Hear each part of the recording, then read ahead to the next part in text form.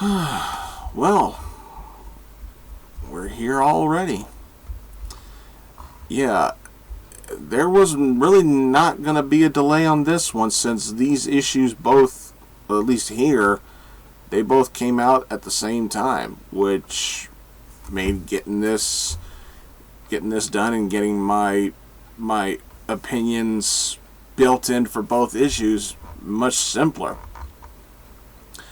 But here we are with episode 2 of Blue versus Gold, in which I take X-Men Gold and X-Men Blue, and I compare the two titles, and I determine which book was the better book. Now, let's start with Blue. X-Men Blue, number 2. Colin Bunn did a great job with the writing. The artwork was fantastic. The artwork for Blue felt a little more toonish, yet at the same time it helped sell the storytelling that we got in here. In this, there's a big focus on Jean and Magneto, in which Jean is the one that is talking to Magneto, and Eric is telling her, "Hey, look. At one time, I was a terrorist. At one time, I believed Charles Xavier's dream was hokey, blah blah.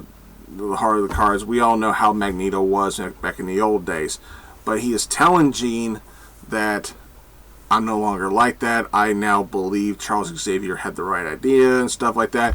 He even goes so far as to remove his helmet to allow Jean to read his mind to determine if he is indeed trustworthy. And I thought that was really telling, because Magneto, despite how much he claims to be a hero for mutant kind and everything, at the end of the day, he is very egotistical and he is very self-absorbed and self-centered.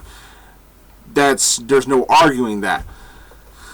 The rest of the team, Cyclops, Beast, Angel, and Iceman, they all had their moments in here, but it was mostly a two-character issue, and that was Jean and Magneto. Those were the two stars of this book, and especially when we get to see what Jean sees in Magneto's mind, and it brings her to the point of tears. Telephone. It brings her to it reduces her to tears, the stuff that she sees, and hell, even I was like, well, I wasn't crying or anything like that, but when I saw what Jean saw, I was like, damn, how can you not feel bad for this guy? But solid stuff. Meanwhile, the entire team is secretly training in the Danger Room to practice dealing with Magneto should he ever try to delete them. Sorry, I had to do that. Should he ever turn on them and decide to go back to his old ways, yet they still got a lot of work to do. Meanwhile, Magneto's got his own agenda, and we see what he's up to by the end of the issue. I thought X-Men Blue number 2 was really, really well done, very well executed. But like I said, it was mostly two stars of the book that shined the most, and that was Jean and Magneto. Really well. Alright, now let's talk about X-Men Gold number 2.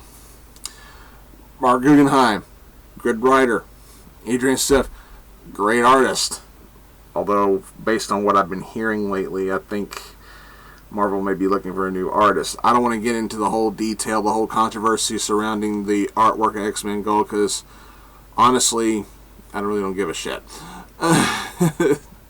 Just telling it like it is. But X-Men Gold number 2, this was what I felt going back to basics with the X-Men. Heroes for not just for mutant kind, but for humanity. Yet the people that they try to protect shun them, despise them, rally against them.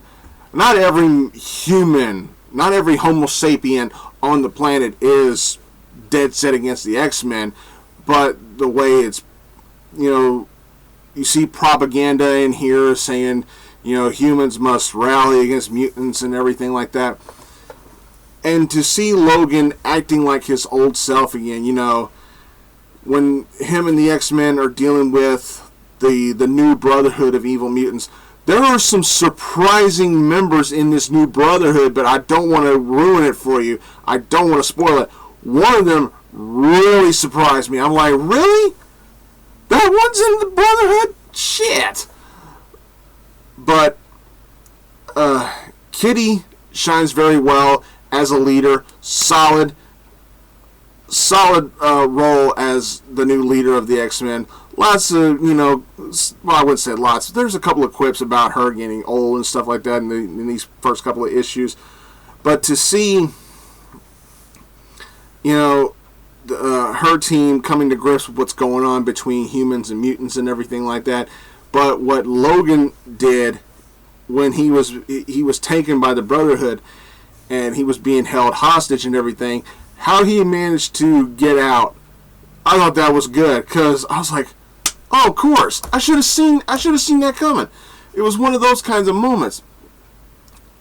Great stuff though. But like I said, only one book can be better. And I said, if you watch my main reviews here on this channel, these books came out on the final week of April 2017, and when I reviewed that stash of books, I said one of these two books gets my pick of the week, and I didn't reveal it there because it would obviously spoil who gets the win out of these two books. So, let's take a little summary here. Both books, great writing. Both books, great artists.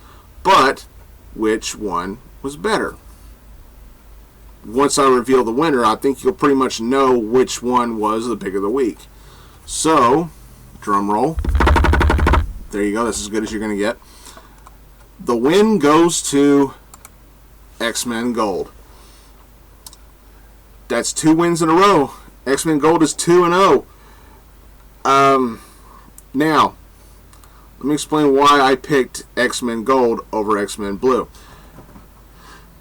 X-Men Gold gets the win for more spotlight on more of the characters.